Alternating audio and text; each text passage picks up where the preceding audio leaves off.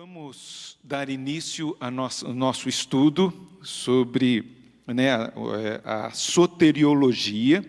Nós estamos caminhando aí para entender e compreender a obra da salvação na nossa vida, a ordem da salvação, e nós estamos estudando essa ordem da salvação, e hoje nós vamos estudar sobre a conversão, a justificação e a adoção, ok? Então, a conversão, a justificação e a adoção. No final, quando terminar aqui, se você quiser fazer alguma pergunta, você pode fazer sua pergunta, que a gente está à sua disposição para atender você. Mas a gente vai expor primeiro, está sendo gravado aí, e depois, no final, se você quiser fazer perguntas e tem alguma dúvida, procure a gente ou converse com a gente, que a gente está aqui para dissipar essas dúvidas todas aí, tá bom? Isso se a gente souber, que eu não sei tudo, mas se eu não souber, vou estudar mais para poder responder você de acordo com a sua pergunta, tá ok? Vamos lá, então nós vamos conversar, nós temos esses 3 temas que engloba, está dentro como que a gente fala? Da ordem da salvação, e dentro de cada um desses temas tem subtemas, e a gente vai estar conversando sobre isso, tá ok? Nós vamos conversar primeiro sobre a conversão, e dentro da conversão, nós vamos tratar, que está junto, alguns teólogos separam, não colocam conversão, mas colocam fé, e regeneração, fé e arrependimento e tudo mais, dependendo do teólogo. Então, a gente está trabalhando a conversão, e dentro da conversão, nós vamos tratar a fé e o arrependimento. A fé salvadora em Cristo Jesus e o arrependimento. O que é conversão? A conversão, por isso que entra a questão da fé e do arrependimento, é que, presta atenção aqui em mim, eu estou indo em direção ao pecado.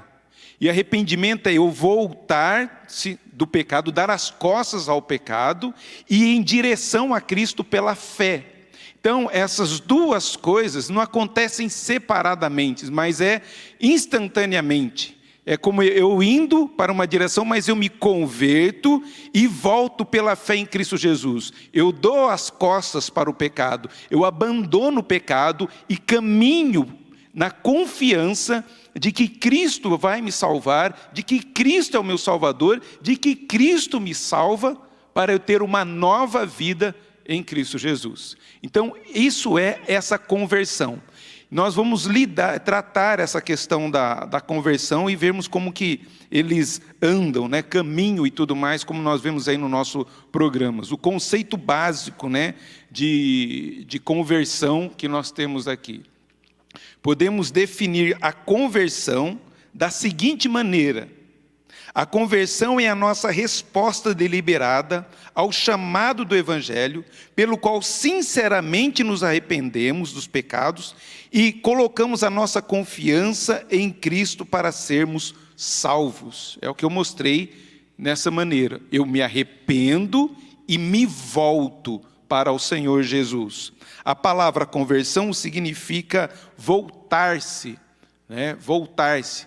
Aqui significa a volta espiritual, a volta do pecado para Cristo. Esse retorno do pecado é chamado de arrependimento.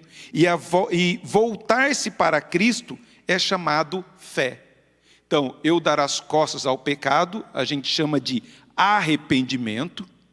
Eu tenho que sentir, quando eu reconheço que eu sou pecador, e que aquilo que eu estou fazendo entristece a Deus, isso traz dentro de mim uma convicção de pecado e arrependimento a não querer mais fazer aquilo.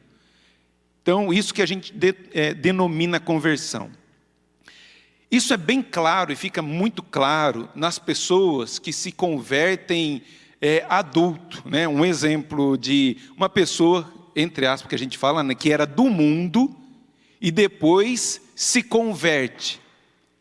Parece que essas pessoas têm uma noção maior, ou que a gente evidencia mais essa conversão. Agora, há irmãos nossos que desde a infância são de Cristo, são do Senhor Jesus, foram batizados na igreja, têm uma vida ética, têm uma vida que busca obedecer a palavra do Senhor desde pequeno. E como que procede, né? Como que eu me converti? Às vezes não tem essa conversão, como nós falamos, de uma pessoa que estava no mundo e veio para o Evangelho. Mas como que se dá isso aí? Eu lembro do pastor Ari, a gente conversando, uma vez a gente fez uma entrevista, nós jovens entrevistamos ele, perguntamos quando que ele tinha se convertido. E ele falou, desde o ventre eu sou do Senhor. Né? Minha mãe era evangélica e tudo mais, desde pequeno. Mas um fato marcante foi quando eu resolvi fazer minha profissão de fé. Não mudou nada, eu continuei sendo a mesma pessoa, buscando não pecar, abandonando o pecado, rejeitando aquilo que não agrada a Deus e sempre querendo fazer a vontade de Deus.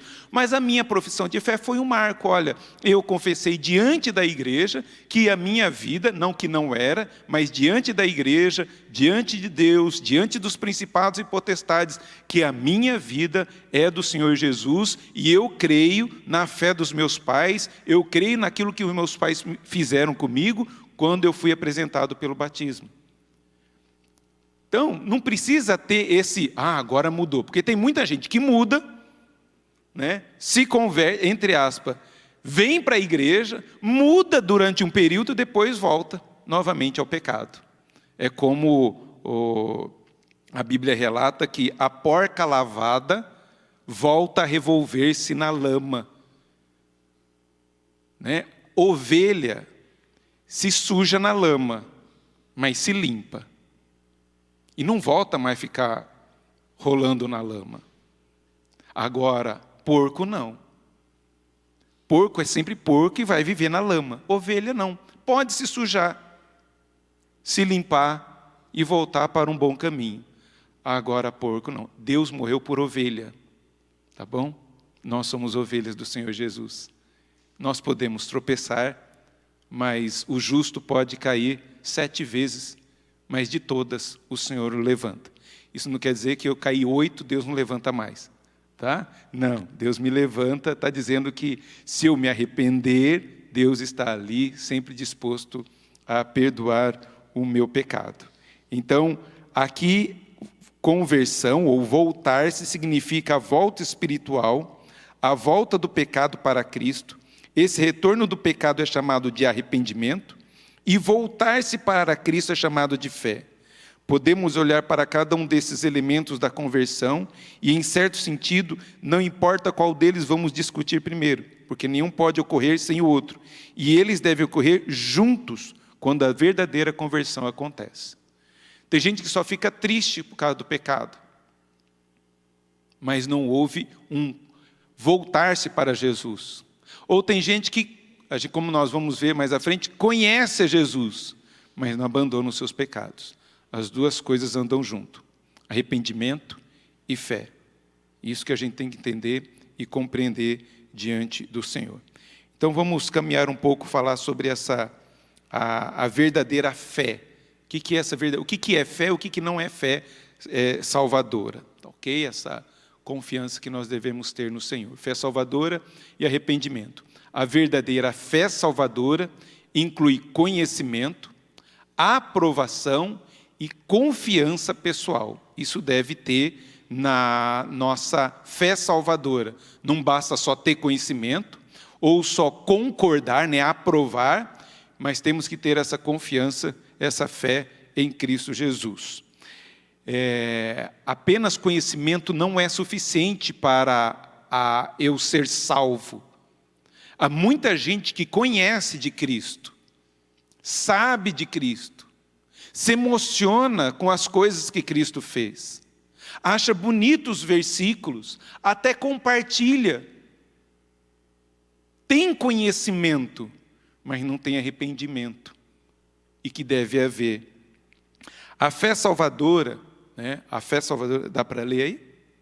A fé salvadora pessoal da maneira como a Escritura a entende, envolve mais do que mero conhecimento. É necessário que tenhamos algum conhecimento de quem Cristo é e o que Ele fez, pois como crerão naquele de quem não ouviram falar? Porém, o conhecimento a respeito dos fatos da vida, morte e ressurreição de Jesus por nós não é suficiente, pois as pessoas podem conhecer fatos, mas podem se rebelar contra eles e não gostar deles. Então a pessoa pode ter conhecimento, pode concordar ou não concordar, mas isso não impede dela ter o conhecimento de que Cristo veio, de que Cristo veio para salvar. Tem conhecimento. E às vezes até o conhecimento do Jesus histórico, né, que Jesus veio, realmente de fato, eu acredito que ele veio em carne e tudo, mas ele não tem o arrependimento. E isso é perigoso, né? O Evangelho de João, capítulo 3, fala de Nicodemos. Nicodemos conhecia Jesus, e ele até fala, porque ninguém pode fazer o que o Senhor faz se Deus não estiver contigo. Lá em João capítulo 3, tá? Está esse texto. Ele tinha conhecimento, todavia não havia nascido de novo. Não era salvo. Tanto que o Senhor Jesus insta a ele a nascer de novo, a se arrepender dos seus pecados. Então, o simples fato de conhecer não me habilita a ser salvo. Um outro texto, abre aí a palavra do Senhor em Atos, capítulo 26. Atos, capítulo 26.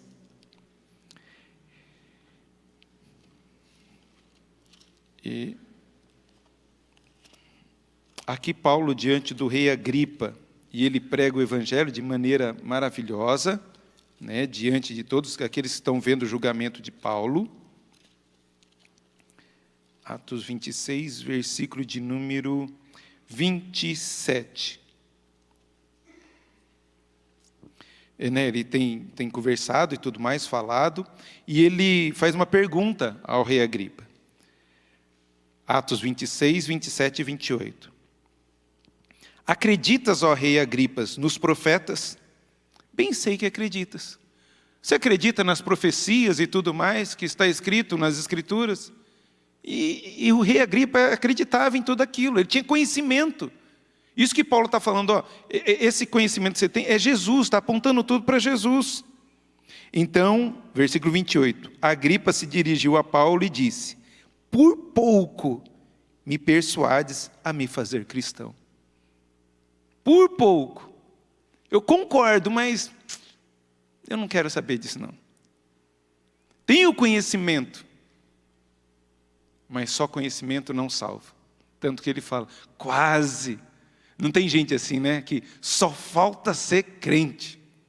Tem conhecimento, uma pessoa com uma mente brilhante. E às vezes uma vida ética, né? Um proceder maravilhoso. E às vezes a gente tem a mania de dizer, né? Só falta ser crente. Só falta se converter e tudo mais. Só conhecimento não basta. O conhecimento e a aprovação não são suficientes. O mesmo caso, né, que nós lemos aqui. Conhecimento e aprovação não são suficientes, porque o mero conhecimento dos fatos e a aprovação deles, ou a concordância de que eles são verdadeiros, não é suficiente. Nicodemos sabia que Jesus tinha vindo de Deus, porque ele disse, mestre, sabemos que ensinas da parte de Deus, pois ninguém pode realizar os sinais miraculosos que estás fazendo, se Deus não estiver com ele. Tinha conhecimento, aprovava as coisas que Jesus fazia, no entanto, não tinha nascido de novo, não tinha o arrependimento verdadeiro diante do Senhor. A fé e arrependimento, eles vêm juntos, né? Caminham juntos. Onde está aí? Opa. Apagou? Aí. Fé e arrependimento andam juntos. A gente tem que compreender. Podemos definir o arrependimento da seguinte maneira. Arrependimento é a tristeza do coração pelo pecado e a renúncia ao pecado e o compromisso sincero de abandoná-lo e de andar em obediência a Cristo. Realmente você se entristecer por causa do pecado. Saber que aquilo não agrada o seu Senhor e que aquilo não é certo. E muitas vezes a gente, como o apóstolo Paulo diz, miserável homem que sou, eu esmurro meu próprio corpo porque o bem que eu não quero fazer, o bem que eu quero fazer, esse eu não faço. Mas o mal que eu não quero, esse eu faço. Então, essa luta que nós temos de buscar andar diante do Senhor. O ímpio não tem esse problema. Para o ímpio, pecado ele nem vai mencionar pecado. Ele quer viver e curtir a sua vida. Agora o justo não. Ele sente o peso pelo pecado. Ele se entristece com o pecado. Ele às vezes vai cantar e, Deus, eu não sou merecedor de cantar isso. Ou como diz o publicano, miserável homem que sou, quem me livrará? Né? Tem misericórdia de mim. Tem misericórdia de mim, Senhor. Enquanto que o fariseu, o religioso, meu Senhor, muito obrigado, porque eu não sou como aquele. Muito obrigado porque eu dou o dízimo. Porque eu faço isso, mas aquele ali, isso é religião. Quando nós nos achegamos diante do Senhor e contemplamos a glória do Senhor, nós temos que reconhecer que nós somos pecadores e quem nós somos. E nós vamos ver daqui a pouquinho, que coisa maravilhosa é isso. As Escrituras colocam o arrependimento e a fé juntos, como aspectos diferentes do mesmo ato de ir a Cristo para ser salvo. O que acontece não é que a pessoa primeiro se volta do pecado e em seguida confia em Cristo.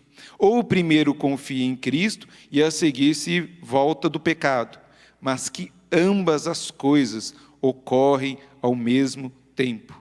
Essa conversão, ocorre ao mesmo tempo. Tanto o meu abandono, a tristeza pelo pecado, o arrependimento e esse voltar e confiar na graça, na justiça de Cristo que está sobre mim. Você é convertido? Você tem apenas conhecimento? O pecado, quando você comete, causa tristeza a você. Você reconhece que é pecador e que necessita da graça do Senhor. Jesus veio para os doentes. Os sãos não precisam de médicos.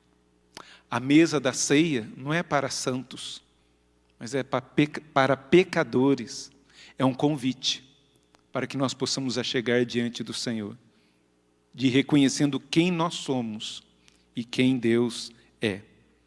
A conversão é a ação simples da volta do pecado, do pecador em arrependimento e voltar-se para Cristo em fé. Isto é arrependimento. Voltar-se do pecado, abandonar o pecado e correr para Cristo. Confiar em Cristo, estar em Cristo. E por último, tanto a fé como o arrependimento continuam por toda a nossa vida. Por isso que eu estou falando, que ainda a gente sente tristeza. Não é que eu me converti e depois não preciso mais me arrepender. Não, a gente tem que se arrepender dos pecados sempre e confiar em Cristo sempre, colocando a nossa fé na graça excelsa de Jesus. Tanto a fé como o arrependimento continuam pela vida toda. Embora seja verdadeiro que a fé salvadora inicial e o arrependimento inicial ocorre somente uma vez na vida, e quando ocorre constitui a verdadeira conversão, as atitudes do coração de arrependimento e fé somente começam na conversão. Essas mesmas atitudes devem continuar no decorrer de toda a nossa vida como cristão. A cada dia deveria haver no coração o sentimento de arrependimento pelos pecados que cometemos e fé em Cristo para suprir nossas necessidades e capacitar-nos a viver a vida cristã. Todos os dias, quando nós nos colocamos diante do Senhor, precisamos nos arrepender, precisamos confiar em Cristo Jesus. É para isso que nós somos chamados. Isso é conversão. É um fato que aconteceu quando me arrependi e confiei em Cristo, ou confiando em Cristo me arrependi dos pecados, mas que todos os dias eu ando em novidade de vida, reconhecendo que eu preciso a cada dia da graça do Senhor Jesus. Então, isso é conversão. Fé e arrependimento acontece junto. Tá ok? Depois dessa conversão, nós temos a compreensão da justificação. E o que é essa justificação? Vamos ver o que é justificação, dos capítulos lindos, né, que nós temos na palavra do Senhor. A justificação é um ato livre da graça de Deus, no qual Ele perdoa todos os nossos pecados e nos aceita como justos diante dEle, somente por causa da justiça de Cristo, a nós imputada e recebida somente pela fé. O pecador que por natureza é inimigo de Deus, sendo justificado pela fé em Cristo, pode desfrutar de uma completa e perfeita paz e harmonia com Deus. Romanos 5:1 diz: justificados, pois, pela fé, temos paz com Deus. Agora nós temos paz, porque Deus nos declara justos. O termo, né, de justiça, de justificação é este. Justificação inclui uma declaração legal da parte de Deus. O uso na Bíblia da palavra justificar indica que a justificação é uma declaração legal da parte de Deus. O termo grego, né, que nós usamos, que é a base, né, didakaio, tem uma variedade de significados, mas um sentido muito comum é declarar justo. Eu sou declarado justo por Deus. Eu não sou, eu continuo sendo pecador, mas Deus acredita em mim, concede a mim uma determinação de justo, não por mim mesmo, mas por Ele. É aqui que Lutero tem uma conversão, lendo o livro de Romanos. Ele vê que, lá no capítulo 1, versículo 17, Romanos 1,17, diz que o justo viverá por fé. O justo será salvo pela sua confiança, será salvo pela fé que tem em Cristo Jesus, que nos justifica. E é maravilhoso quando ele trabalha, né, Lutero, alguns escritos dele sobre essa justificação e sobre a conversão dele. Ele se martirizava porque ele buscava a salvação através das suas obras, do esforço, mais ainda por causa do pecado que habitava no seu coração e tudo mais. Ele se chicoteava, se martirizava, como que é? Martirizar, né? Ficar se batendo lá e tudo mais, para ver se matava essa carne, mas não tinha jeito. E ele ficava inquieto, mente pesada, sempre se acusando que ele não tinha salvação, até que ele reconhece que a fé em Cristo Jesus é que nos justifica, nos torna justo. O justo viverá pela fé em Cristo Jesus. Abre aí em Romanos, capítulo de número... Onde está aqui? Romanos 8:31.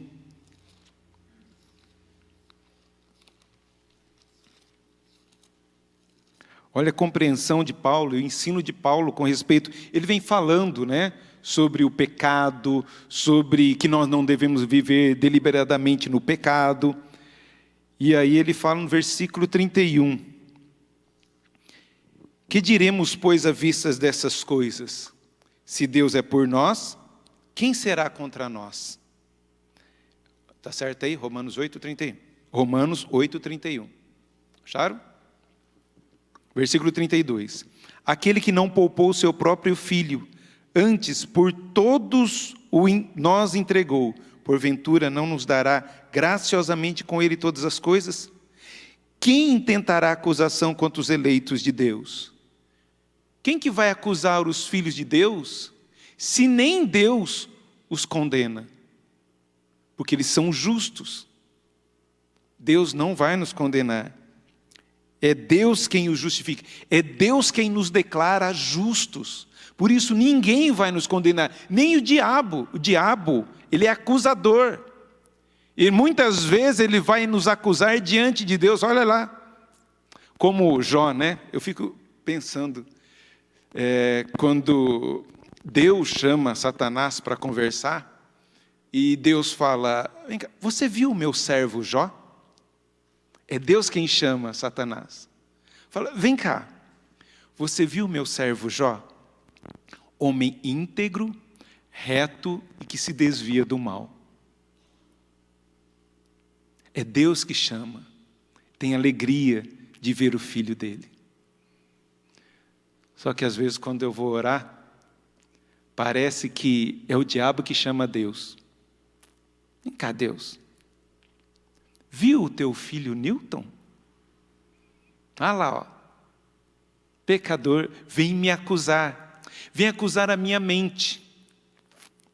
Mas eu reconheço que em Cristo Jesus eu sou perdoado. Deus me declara justo não só lá na frente. Deus declara eu justo dos meus pecados passados, dos meus pecados de hoje e dos meus pecados futuros. Eu já sou declarado justo. E aí Paulo vai trabalhar isso também. Então quer dizer que já que sou justo, vamos pecar para que a graça de Deus seja maior sobre nós? De maneira alguma. Reconhecendo essa graça de Deus é que nós vamos viver em santidade. Se nós usamos os nossos membros, o nosso corpo para o pecado antes de Cristo, agora em Cristo vamos usar os nossos membros, o nosso corpo para adorar e glorificar o Senhor. Isso é conversão. Eu sou salvo, então vou continuar. Vamos pecar então? De maneira alguma. O salvo busca andar em santidade. Busca fazer a vontade de Deus. Mas muitas vezes eu erro. Mas quando eu erro, eu me arrependo e me coloco novamente diante do Senhor. Isso é lindo demais. E continua o texto, né? Quem intentará acusação contra os eleitos de Deus? É Deus quem os declara justo. Quem os condenará? Ninguém. Porque é Cristo Jesus quem morreu, ou antes quem ressuscitou, o qual está à direita de Deus e também intercede por nós. Vamos condenar o Newton? Não. Eu morri por ele. Eu intercedo por ele nesse momento. Eu dei a minha vida por ele. Eu dei a minha vida por esse povo, pelos meus filhos.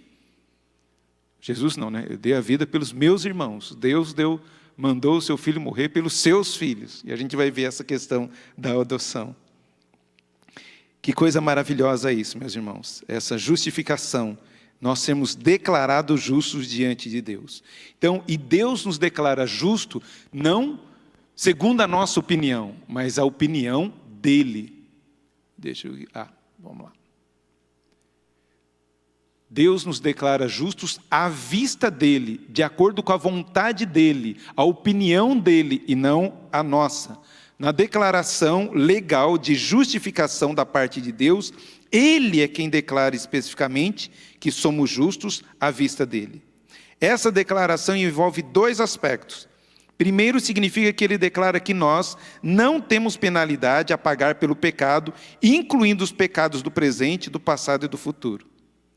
E Paulo vai tratar tudo isso aqui em Romanos, né? Que depois dele discorrer, né, sobre a justificação pela fé do capítulo 4 até o capítulo 5, versículo 21, depois dessa discussão sobre o pecado ainda remanescente, que ainda, por mais que eu sou justo, eu ainda tenho pecado no meu corpo, trago ainda os requisitos do pecado na vida cristã, Paulo retorna ao seu argumento principal no livro de Romanos e fala a verdade sobre os que foram justificados pela fé. Agora, pois, já nenhuma condenação há para os que estão em Cristo Jesus. Nenhuma. O duro que isso vai ficar gravado, né? Mas eu gosto de contar uma historinha do último dia, quando nós fomos julgados diante do Senhor. Todos nós vamos comparecer diante do tribunal de Cristo, bons e maus. Todos nós vamos ser julgados. O Apocalipse diz que abrirá livros e outros livros, e o livro da vida, e quem não se achar escrito no livro da vida será lançado no lago que arde com fogo e enxofre, a saber, a segunda morte. E nós vamos ser julgados segundo as nossas obras, um por um. E aí, creio que lá no céu vai ter uma telona de LCD, tá? Isso é brincadeira, eu estou brincando, estou contando uma história, tá? Não está assim na Bíblia. Vai ter uma telona lá, e cada um vai ser julgado. Tem um CD onde tem o seu nome. Vamos por ordem alfabética. Adolf Hitler vai ser julgado ali. E chama-se o Hitler.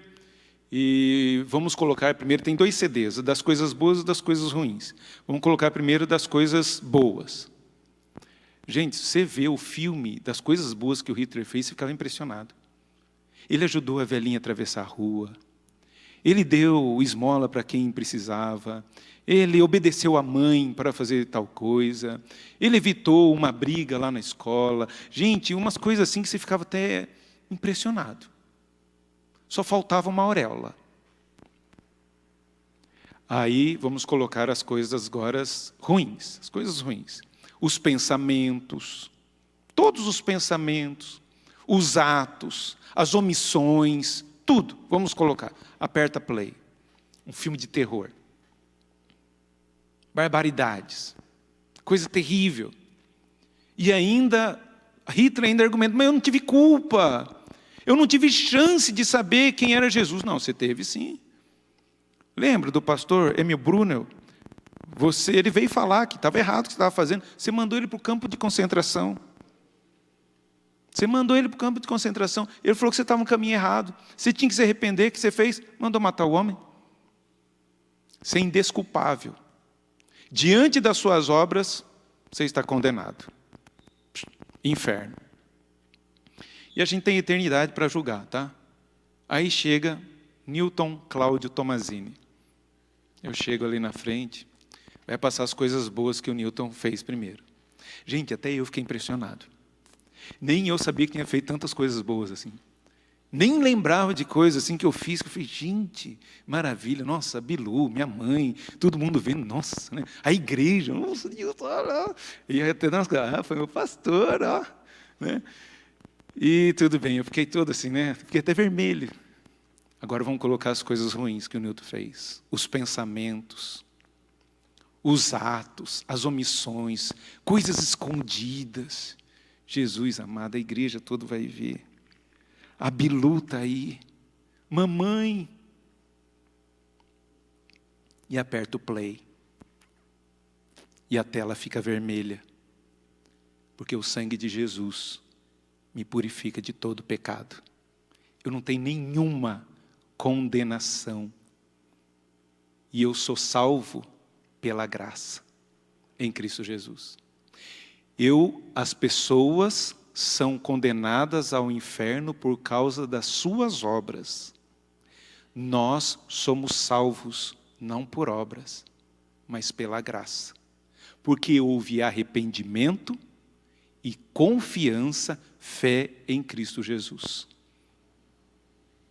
Isso é justificação. Eu não sou justo, mas Deus me declara justo. Eu costumo dizer que Deus nos olha com as lentes do sangue de Jesus. Se Deus tirasse os óculos do sangue de Jesus, eu seria um monstro e merecia a ira de Deus. Mas como Ele me enxerga com as lentes do sangue de Jesus, Ele me vê santo. Como diz a igreja, pura, sem mácula, noiva santa, preparada para o noivo.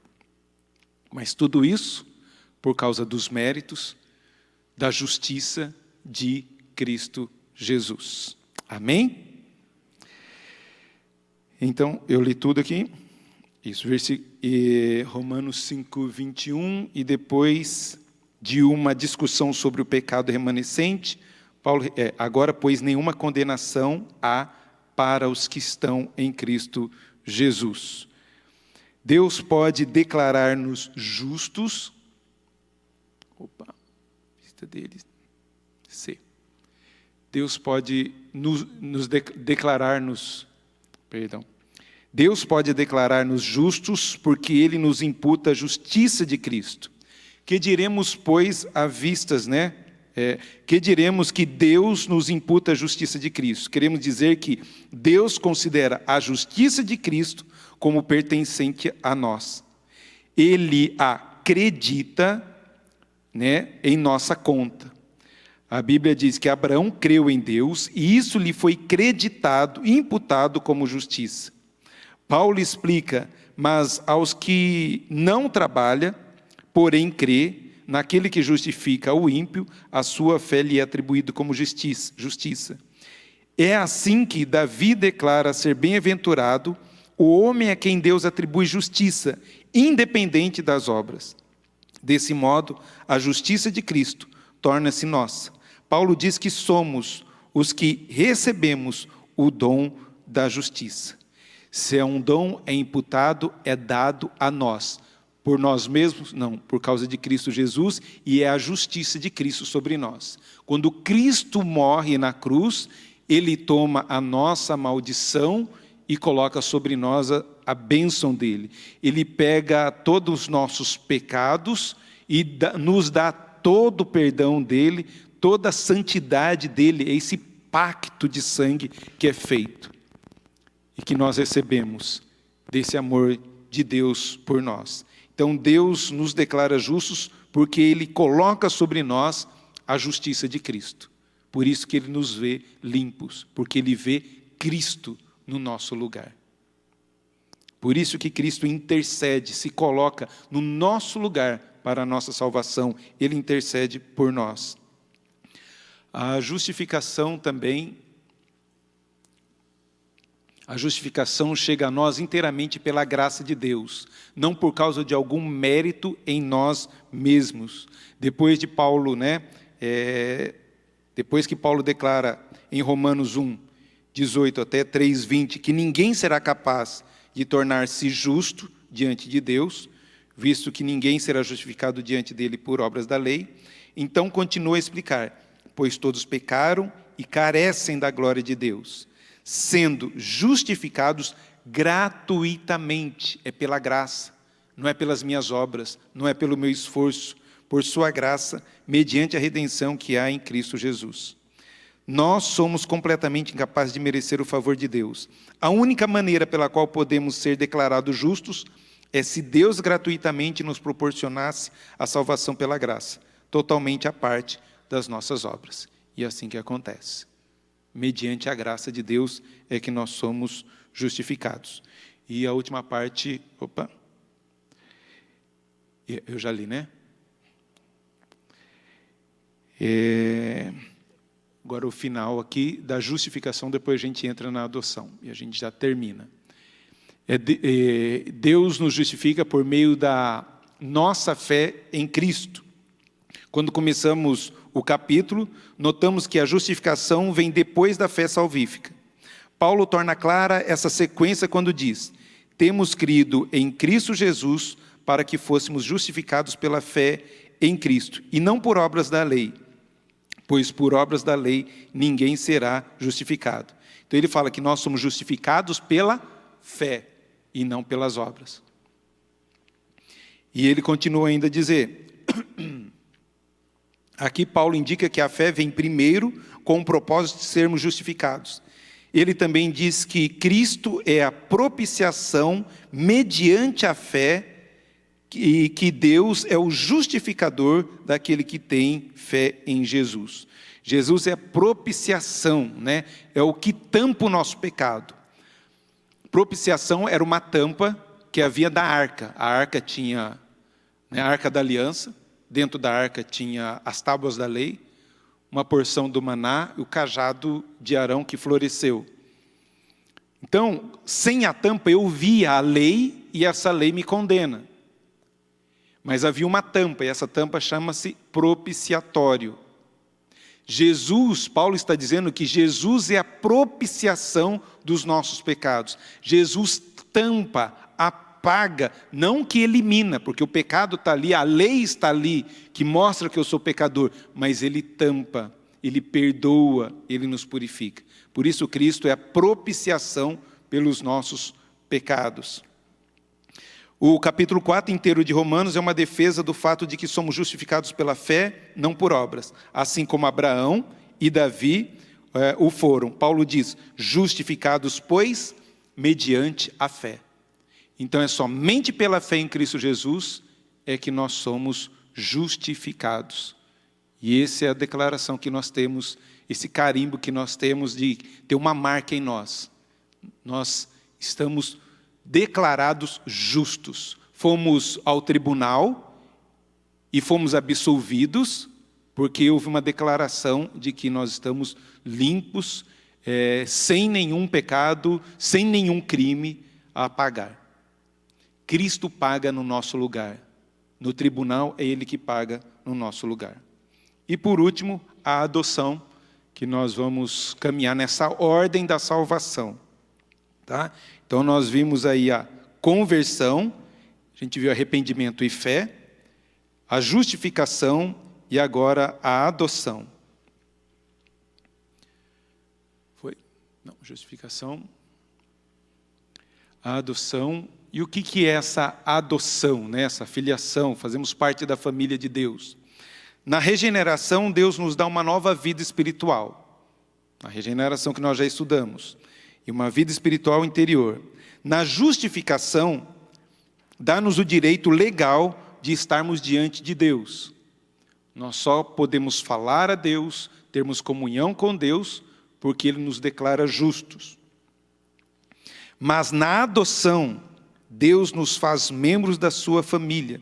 Portanto, o ensino bíblico sobre a adoção concentra-se muito mais na comunhão pessoal com Deus do que com o seu povo, do que com a salvação que Ele nos dá. Então aqui vai falar dessa comunhão. Eu fui salvo, eu fui regenerado, eu fui perdoado, fui justificado, e agora o benefício disso daqui, eu sou adotado por Deus. Então vamos ver essas evidências, né? Dessa adoção é um ato de Deus por meio do qual Ele nos faz membros da sua família. As evidências bíblicas, né, da adoção. Peguei 2 textos, tem muito mais, tá? Uma é do Evangelho de João, capítulo 1, versículo 12. Vocês podem ler para mim essa parte aqui, junto comigo? Ó. Cadê? Espera aí, só um momentinho. Não é essa parte. Não está. Mas a todos quanto? Vamos lá? Mas a todos quanto...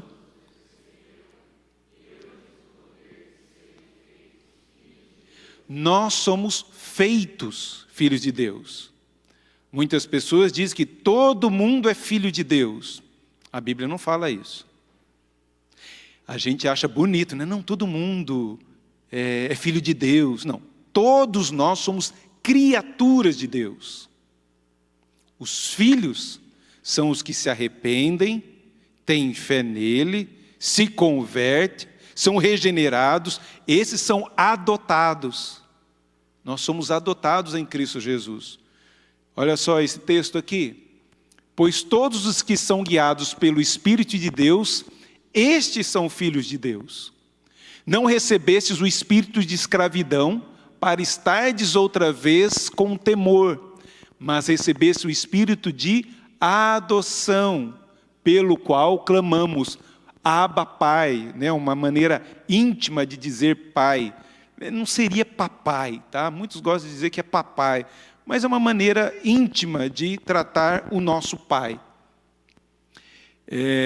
O Espírito mesmo dá testemunho com o nosso espírito que somos filhos de Deus. E se filhos, também herdeiros. Herdeiros de Deus e co-herdeiros de Cristo. Se com Ele sofremos, também com Ele seremos glorificados. Nós somos adotados, o Espírito Santo confirma em nós que nós somos filhos de Deus, e mais ainda, somos co-herdeiros de Jesus. E muitas pessoas pegam esse co-herdeiro para dizer, nós somos filhos de Deus e somos filhos do Rei, por isso eu posso tudo. Só que se esquece que não é só os benefícios de Cristo, né, que nós temos, né, de salvação e coisas materiais. Os benefícios são espirituais e mais ainda, se com Ele só glorificados, não. Se com Ele sofremos, com Ele também vamos ser glorificados. A gente se esquece que somos co-herdeiros dos sofrimentos de Cristo também. Eu tenho que levar a cruz de Cristo também. Se você não tomar a cruz e me seguir, não é digno de mim. A gente acha que é bonito, né? Só os benefícios. Eu sou filho do rei, então eu tenho direito a ter carro, eu tenho direito a ter casa, tudo isso a gente conquista. Aleluia, glória a Deus. Mas os benefícios de ser co-herdeiros os benefícios de ser perdoado, o benefício de ser salvo, o benefício de ser ouvido, de ser consolado por esse Deus, o benefício de chamar Deus de Pai. É isso que nós temos que... Esses são os benefícios. E mais ainda, não sou só herdeiro dessas bênçãos, mas também dos sofrimentos de Cristo. Por isso, ser cristão é participar também dos sofrimentos de Cristo. Felizes vocês são, se por causa do meu nome perseguirem vocês, maltratarem vocês. Se alegrem, quando por causa de Cristo, vocês são injuriados, vocês são sofrem por causa do nome de Cristo. Não fica triste não, se alegra de ser digno, né, de sofrer por causa do nome de Cristo Jesus. Então, essas são as evidências bíblicas da nossa salvação. A adoção segue, né, a conversão e é resultado da nossa fé salvadora. O Novo Testamento associa a adoção com a fé salvífica e diz que essa resposta à nossa confiança em Cristo, Deus nos adota em sua família. Né, o apóstolo Paulo diz em Gálatas 3, pois todos vós sois filhos de Deus mediante a fé em Cristo Jesus. João também diz, né, como nós lemos, pois todos quanto receberam, deu-lhes o poder de serem feitos filhos de Deus, a saber os que têm fé, que creem no nome de Jesus. Esses dois versículos tornam claro que a adoção vem depois da conversão e que é a resposta de Deus à nossa fé. Então, depois da conversão, é instantâneo, tá, gente? Mas eu me converto, sou adotado por Deus. E tem algo interessante, que a nossa adoção é diferente de justificação. Deus poderia simplesmente nos justificar e parar por aí.